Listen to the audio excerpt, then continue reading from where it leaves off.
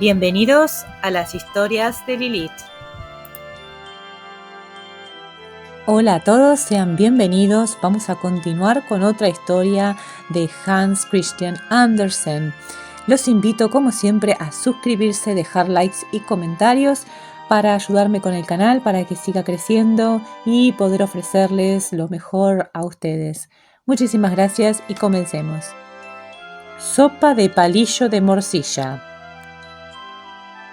Sopa de palillo de morcilla. Vaya comida la de ayer, comentaba una vieja dama de la familia ratonil dirigiéndose a otra que no había participado en el banquete. Yo ocupé el puesto 21º empezando a contar por el anciano rey de los ratones, lo cual no es poco honor. En cuanto a los platos, puedo asegurarte que el menú fue estupendo. Pan emmohecido, corteza de tocino, vela de cebo y morcilla, y luego repetimos de todo. Fue como si comiéramos 2 veces. Todo el mundo estaba de buen humor y se contaron muchos chistes y ocurrencias, como se hace en las familias bien avenidas. No quedó ni pizca de nada, aparte de los palillos de las morcillas, y por eso dieron tema a la conversación. Imagínate que hubo quien afirmó que podía prepararse sopa con un palillo de morcilla. Desde luego que todos conocíamos esta sopa de oídas, como también la de guijarros, pero nadie la había probado, y mucho menos preparado. Se pronunció un brindis muy ingenioso en honor de su inventor, diciendo que merecía ser el rey de los pobres. ¿Verdad que es una buena ocurrencia? El viejo rey se levantó y prometió elevar al rango de esposa y reina a la doncella del mundo ratonil que mejor supiese condimentar la sopa en cuestión. El plazo quedó señalado para dentro de un año. No estaría mal, opinó la otra rata. Pero, ¿cómo se prepara la sopa? Eso es, ¿cómo se prepara? Preguntaron todas las damas ratoniles, viejas y jóvenes. Todas habrían querido ser reinas, pero ninguna se sentía con ánimos de afrontar las penalidades de un viaje al extranjero para aprender la receta, y sin embargo era imprescindible. Abandonar a su familia y los escondrijos familiares no está al alcance de cualquiera. En el extranjero no todos los días se encuentra corteza de queso y de tocino. Uno se expone a pasar hambre, sin hablar del peligro de que se te meriende un gato. Estas ideas fueron seguramente las que disuadieron a la mayoría de partir en busca de la receta. Solo 4 ratitas jóvenes y alegres, pero de casa humilde, se decidieron a emprender el viaje. Irían a los 4 extremos del mundo, a probar quién tenía mejor suerte. Cada una se procuró un palillo de morcilla para no olvidarse del objeto de su expedición. Sería su báculo de caminante. Iniciaron el viaje el 1 de mayo y regresaron en la misma fecha del año siguiente. Pero solo volvieron 3. De la cuarta nada se sabía. No había dado noticias de sí y había llegado ya el día de la prueba. No puede haber dicha completa, dijo el rey de los ratones, y dio orden de que se invitase a todos los que residían a muchas millas a la redonda. Como lugar de reunión se fijó la cocina. Las 3 ratitas expedicionarias se situaron en grupo aparte. Para la cuarta, ausente, se dispuso un palillo de morcilla envuelto en crespón negro. Nadie debía expresar su opinión hasta que las 3 hubiesen hablado y el rey dispuesto lo que procedía. Vamos a ver lo que ocurrió. De lo que había visto y aprendido la primera ratita en el curso de su viaje. Cuando salí por esos mundos de Dios, dijo la viajera, iba creída, como tantas de mi edad, que llevaba en mí toda la ciencia del universo. ¡Qué ilusión! Hace falta un buen año y algún día de propina para aprender todo lo que es menester. Yo me fui al mar y embarqué en un buque que puso rumbo norte. Me habían dicho que en el mar conviene que el cocinero sepa cómo salir de apuros. Pero no es cosa fácil cuando todo está atiborrado de hojas de tocino, toneladas de cecina y harina enmohecida. Se vive a cuerpo de rey, pero de preparar la famosa sopa ni hablar. Navegamos durante muchos días y noches. A veces el barco se balanceaba peligrosamente y otras las olas saltaban sobre la borda y nos calaban hasta los huesos. Cuando al fin llegamos a puerto, abandoné el buque. Estábamos muy al norte. Produce una rara sensación eso de marcharse de los escondrijos donde hemos nacido, embarcar en un buque que viene a ser como un nuevo escondrijo, y luego de repente hallarte a centenares de millas y en un país desconocido. Había allí bosques impenetrables de pinos y abedules que despedían un olor intenso, desagradable para mis narices. De las hierbas silvestres se desprendía un aroma tan fuerte que hacía estornudar y pensar en morcillas, quieras que no. Había grandes lagos cuyas aguas parecían clarísimas miradas desde la orilla, pero que vistas desde cierta distancia eran negras como tinta. Blancos cisnes nadaban en ellos. Al principio los tomé por espuma, tal era la suavidad con que se movían en la superficie, pero después los vi volar y andar. Solo entonces me di cuenta de lo que eran. Por cierto que cuando andan no pueden negar su parentesco con los gansos. Yo me junté a los de mi especie, los ratones de bosque y de campo, y que por lo demás son de una ignorancia espantosa, especialmente en lo que a economía doméstica se refiere. Y sin embargo, este era el objeto de mi viaje. El que fuera posible hacer una sopa con palillos de morcilla resultó para ellos una idea tan inaudita que la noticia se esparció por el bosque como un reguero de pólvora. Pero todos coincidieron en que el problema no tenía solución. Jamás hubiera yo pensado que precisamente allí y aquella misma noche tuviese que ser iniciada en la preparación del plato. Era el solsticio de verano. Por eso, decían, el bosque exhalaba aquel olor tan intenso, y eran tan aromáticas las hierbas, los lagos tan límpidos, y no obstante tan oscuros, con los blancos cisnes en su superficie. A la orilla del bosque, entre 3 o 4 casas, habían clavado una percha tan alta como un mástil, y de su cima colgaban guirnaldas y cintas. Era el árbol de mayo. Muchachas y mozos bailaban a su alrededor y rivalizaban en quién cantaría mejor al son del violín del músico. La fiesta duró toda la noche, desde la puesta del sol a la luz de la luna llena, tan intensa casi como la luz del día, pero yo no tomé parte. ¿De qué le vendría a un ratoncito participar en un baile en el bosque? Permanecí muy quietecita en el blanco musgo, sosteniendo muy prieto mi palillo.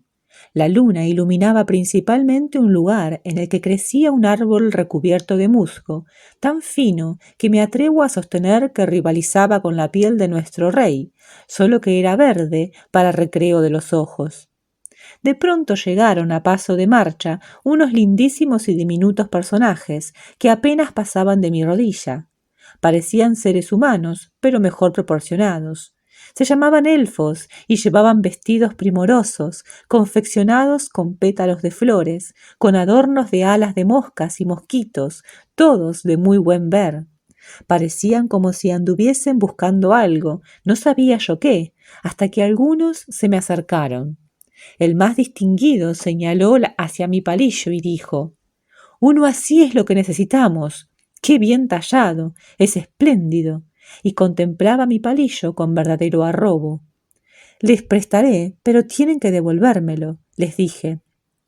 «Te lo devolveremos», respondieron a la una.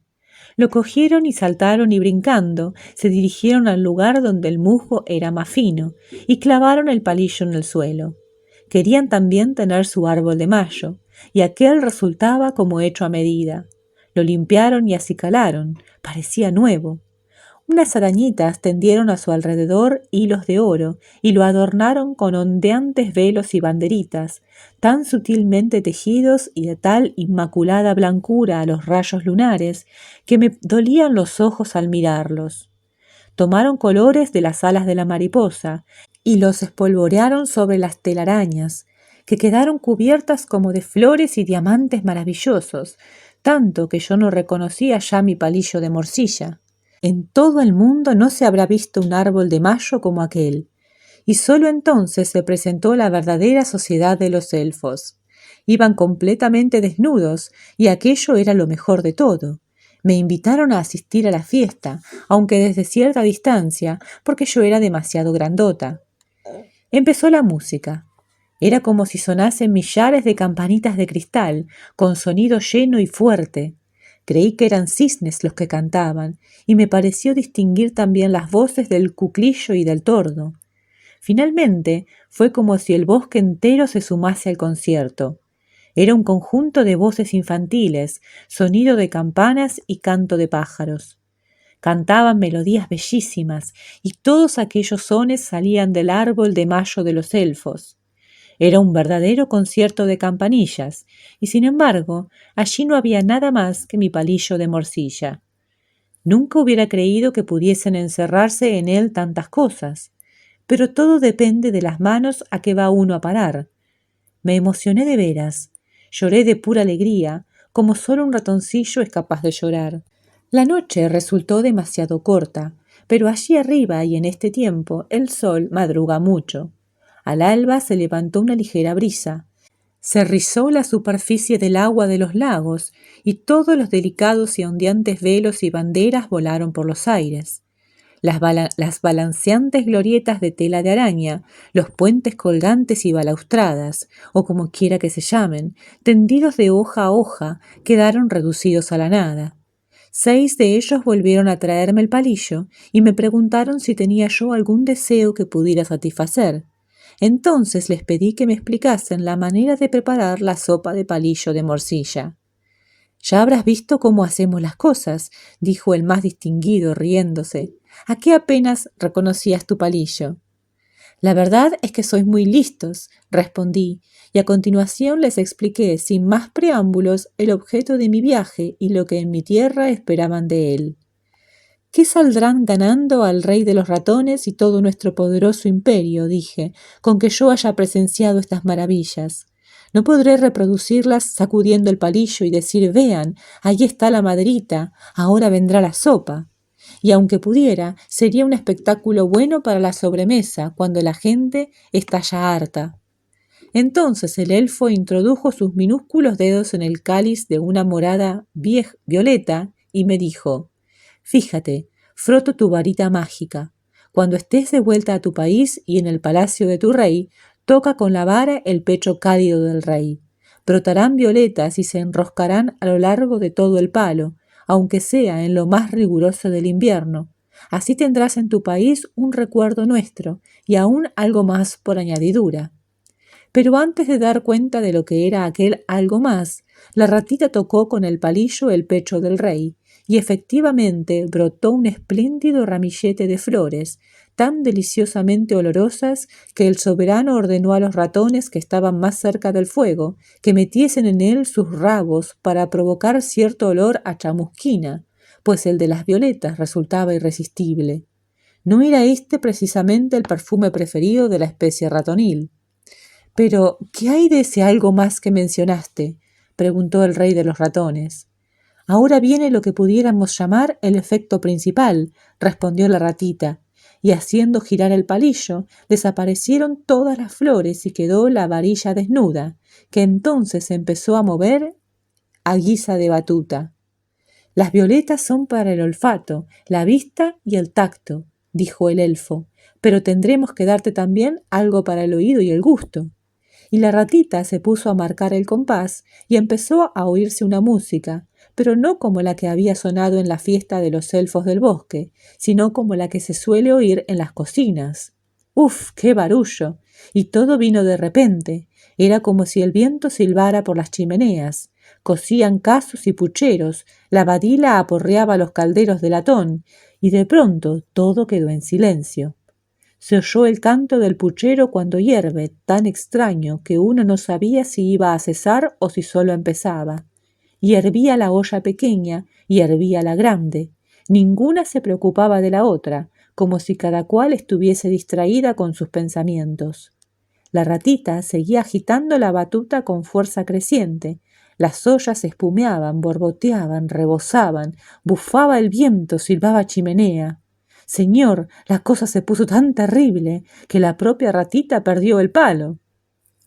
«Vaya receta complicada», exclamó el rey. «¿Tardará mucho en estar preparada la sopa?» «Eso fue todo», respondió la ratita con una reverencia. «¿Todo? En este caso, oigamos lo que tiene que decirnos la segunda, dijo el rey. De lo que contó la otra ratita.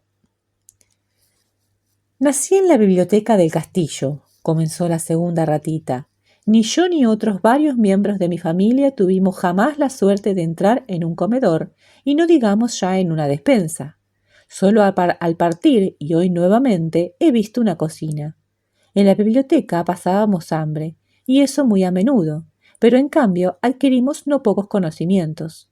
Nos llegó el rumor de la recompensa ofrecida por la preparación de una sopa de palillos de morcilla, y ante la noticia mi vieja abuela sacó un manuscrito. No es que supiera leer, pero había oído a alguien leerlo en voz alta y le había chocado esta observación. Cuando se es poeta, se sabe preparar sopa con palillos de morcilla. Me preguntó si yo era poetisa. Le dije yo que ni por asomo, y entonces ella me aconsejó que procurase llegar a serlo. Me informé de lo que hacía falta para ello, pues descubrirlo por mis propios medios se me antojaba tan difícil como guisar la sopa. Pero mi abuela había asistido a muchas conferencias y enseguida me respondió que se necesitaban 3 condiciones: inteligencia, fantasía y sentimiento.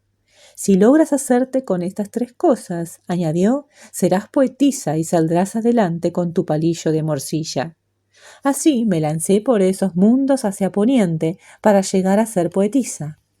La inteligencia, bien lo sabía, es lo principal para todas las cosas. Las otras 2 condiciones no gozan de tanto prestigio. Por eso fui ante todo en busca de ella. Pero ¿dónde habita? Ve a las hormigas y serás sabio. Así dijo un día un gran rey de los judíos. Lo sabía también por la biblioteca, y ya no descansé hasta que hube encontrado un gran nido de hormigas. Me puse al acecho, dispuesta a adquirir la sabiduría. Las hormigas constituyen efectivamente un pueblo muy respetable. Son la pura sensatez. Todos sus actos son un ejemplo de cálculo, como un problema del que puedes hacer la prueba y siempre te resulta exacto. Todo se reduce a trabajar y poner huevos.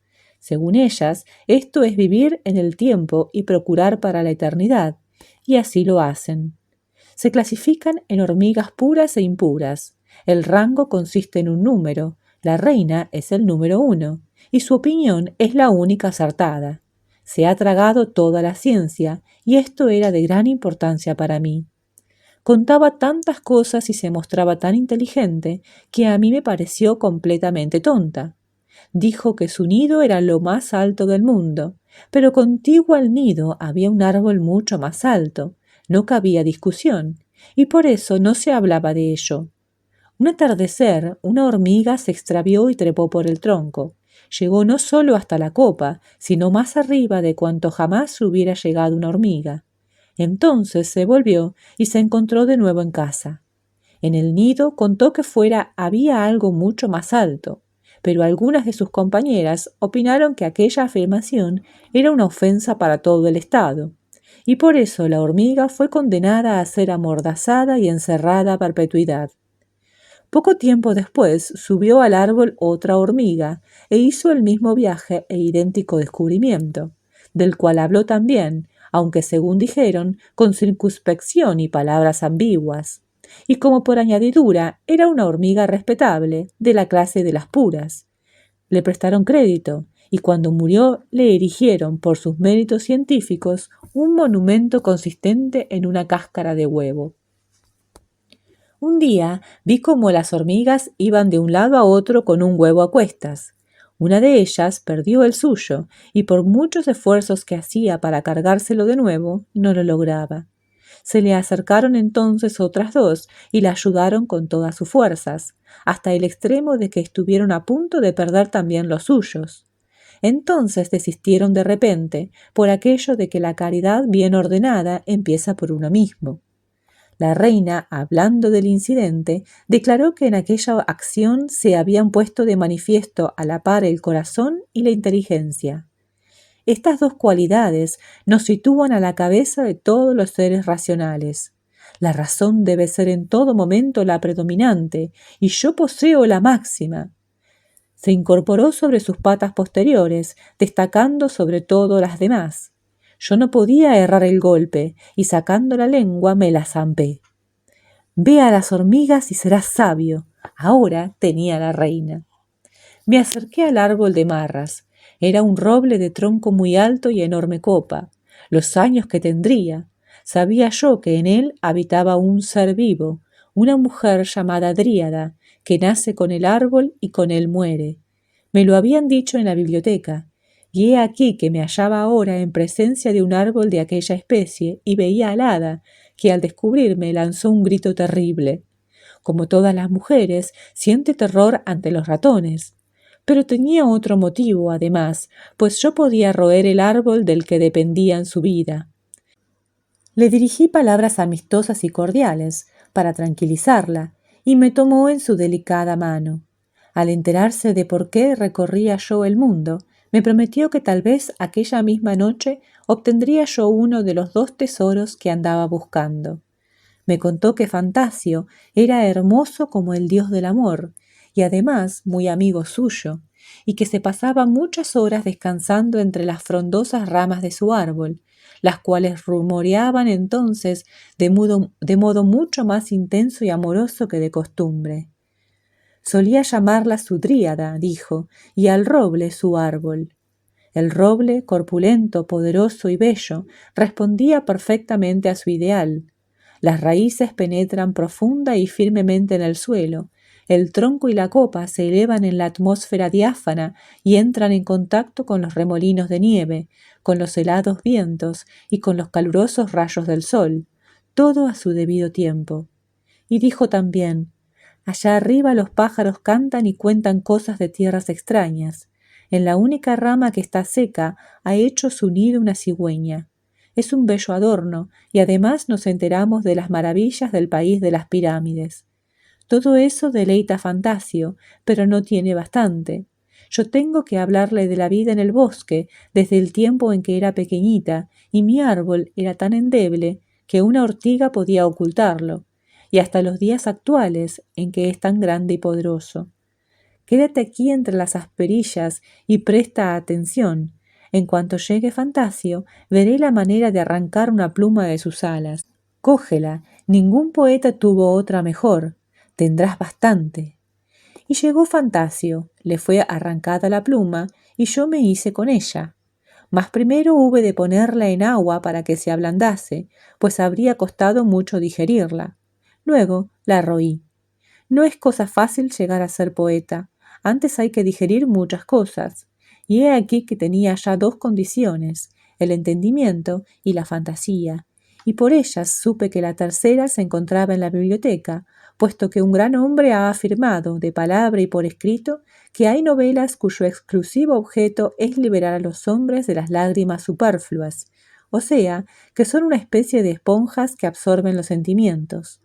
Me acordé de algunos de esos libros que me habían parecido siempre en extremo apetitosos. Estaban tan desgastados a fuerza de leídos y tan grasientos que forzosamente habrían absorbido verdaderos raudales de lágrimas. Regresé a la biblioteca de mi tierra, devoré casi una novela entera. Claro que solo la parte blanda, o sea, la novela propiamente dicha, dejando la corteza, la encuadernación. Cuando hube devorado a esta y a una segunda a continuación, noté que algo se agitaba dentro de mí, por lo que me comí parte de una tercera y quedé ya convertida en poetisa. Así me lo dije para mis adentros, y también lo dijeron los demás. Me dolía la cabeza, me dolía la barriga, qué sé yo los dolores que sentía. Me puse a imaginar historias referentes a un palillo de morcilla, y muy pronto tuve tanta madera en la cabeza que volaban las virutas. Sí, la reina de las hormigas poseía un talento nada común. Me acordé de un hombre que al meterse en la boca una astilla blanca quedó invisible, junto con la astilla. Pensé en aquello de tocar madera, ver una viga en el ojo ajeno, de tal palo tal astilla. En una palabra, todos mis pensamientos se hicieron leñosos y se descomponían en palillos, tarugos y maderos. Y todos ellos me daban temas para poesías, como es natural cuando una es poetisa. Y yo he llegado a serlo. Por eso podré deleitaros cada día con un palillo y una historia. Esa es mi sopa. Oigamos a la tercera, dijo el rey. pip, pip, se oyó de pronto en la puerta de la cocina, y la cuarta ratita, aquella que habían dado por muerta, entró corriendo y con su precipitación derribó el palillo envuelto en el crespón de luto. Había viajado día y noche en un tren de mercancías, aprovechando una ocasión que se le había presentado, y por un pelo no llegó demasiado tarde. Se adelantó, parecía excitadísima. Había perdido el palillo, pero no el habla, y tomó la palabra sin titubear, como si hubiera estado esperando y solo a ella desearan oír, sin que les importase un comino el resto del mundo. Habló enseguida y dijo todo lo que tenía en el buche. Llegó tan de improviso que nadie tuvo tiempo de atajarla, ni a ella ni su discurso. Escuchémosla. De lo que contó la cuarta ratita, que tomó la palabra antes que la tercera. Me fui directamente a la gran ciudad, dijo. No recuerdo cómo se llama. Tengo muy mala memoria para nombres. Me metí en un cargamento de mercancías confiscadas y de la estación me llevaron al juzgado y me fui a ver al carcelero.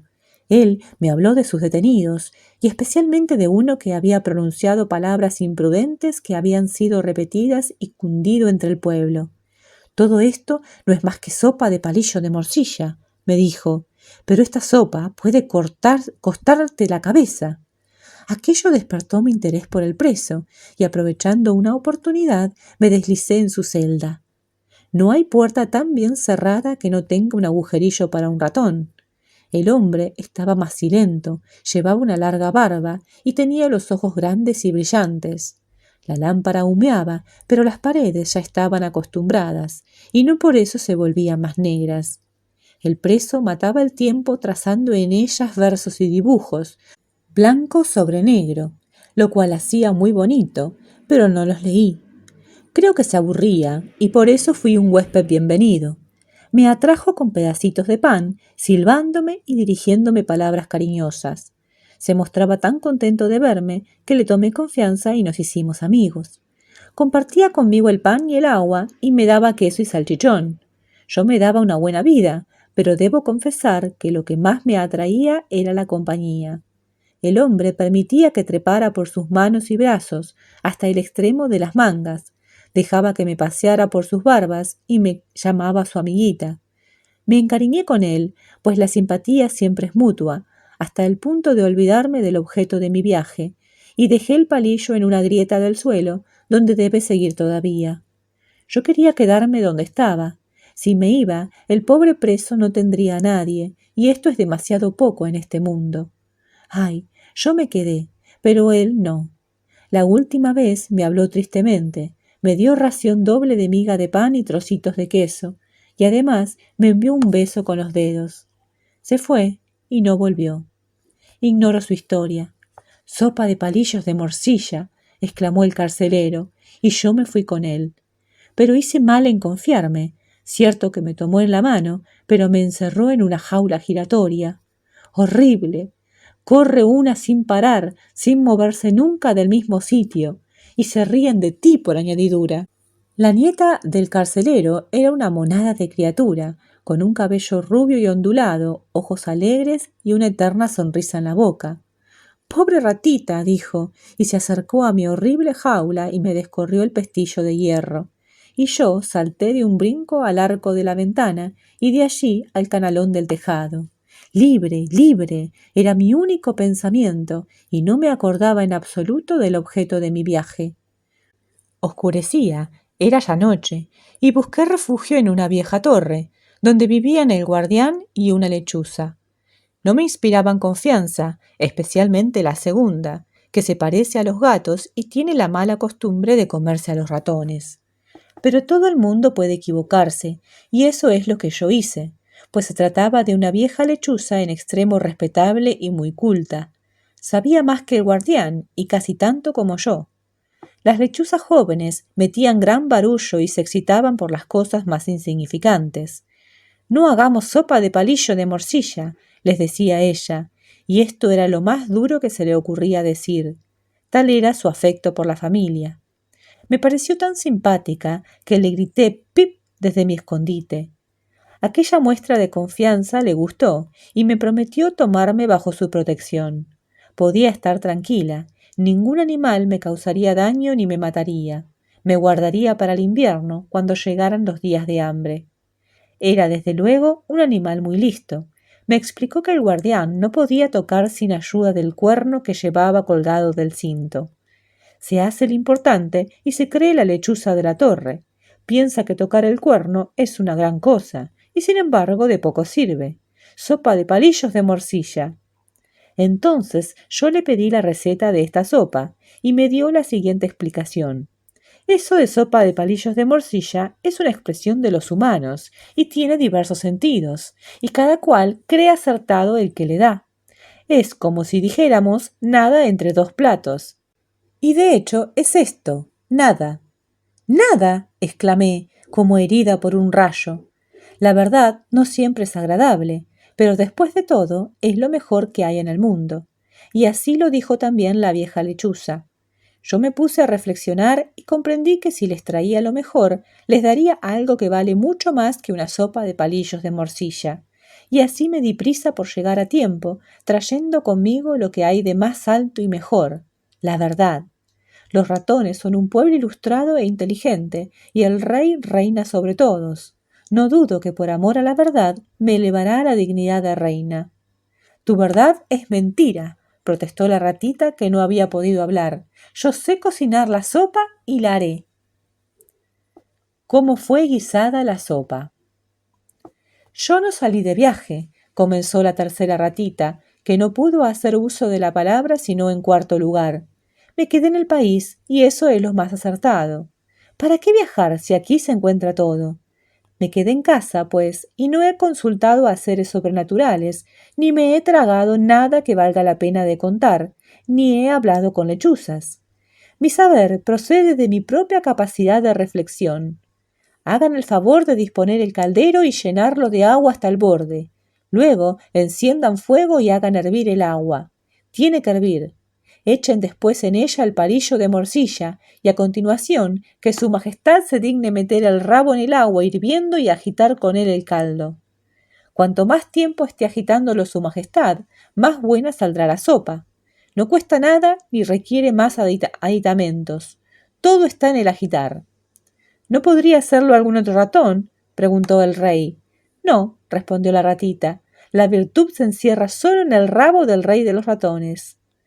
Hirvió el agua, el rey se situó al lado del caldero, cuyo aspecto era verdaderamente peligroso.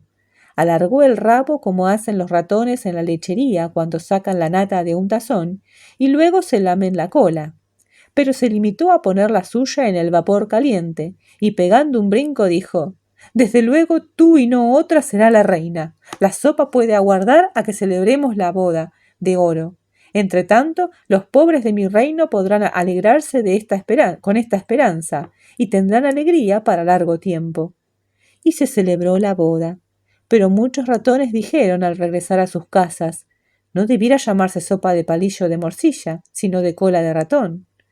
En su opinión, todo lo que habían contado estaba muy bien, pero el conjunto dejaba algo que desear.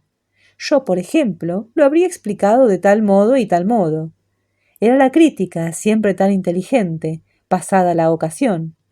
La historia dio la vuelta al mundo. Las opiniones diferían, pero la narración se conservó. Y esto es lo principal, así en las cosas grandes como en las pequeñas, incluso con la sopa de palillos de morcilla. No esperéis que os la agradezcan. Así finaliza este fantástico cuento.